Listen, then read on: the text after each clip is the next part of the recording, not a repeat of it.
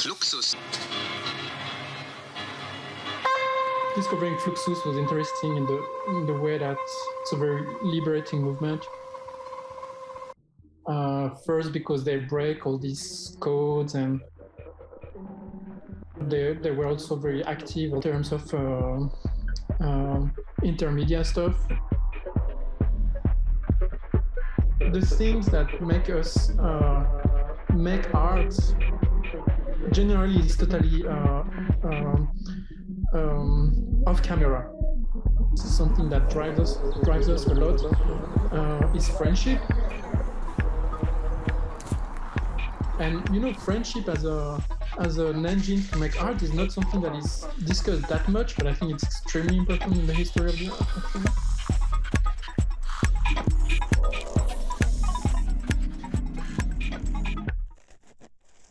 Relationships, friendship, love, relationships between humans. And I think it's the key, and I think it's not discussed enough.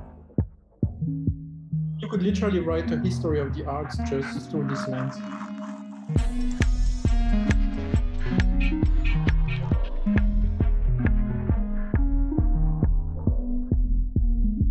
I cannot really think of any group of artists that didn't start with, either a drink together or something like that.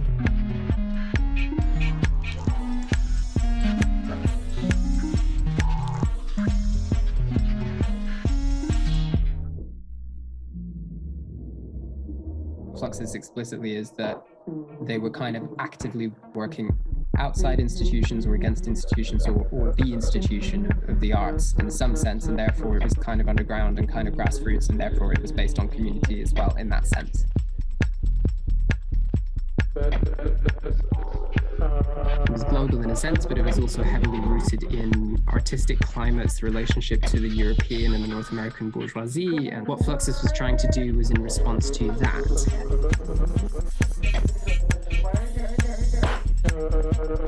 Yoko Ono and friends exploded the definitions of art, and therefore the definitions were exploded, and it's just stayed that way. I don't think it's linear.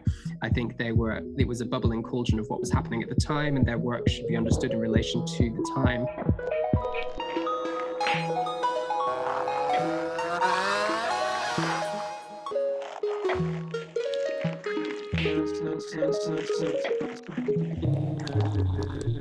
Fluxus had their own world. Fluxus, for the Fluxus people who were involved, get that. That's why it exists. That's why it procreates itself.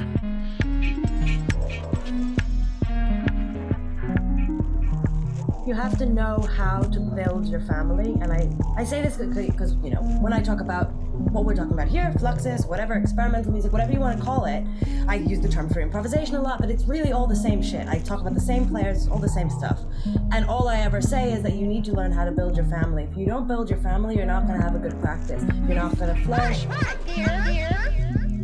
But it's more, the relationship is more actually the fact that you find yourself surrounded by the right people and you trust each other to explore ideas. That's what's inspiring, and that's what we should be inspired by, previous communities of creative artists.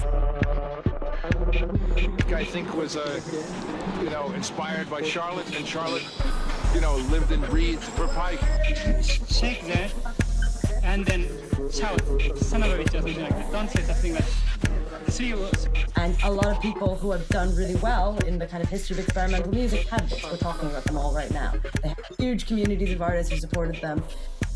So if you enjoy and you make art through family and relationships and existence, your art also can make family and relationships and existences.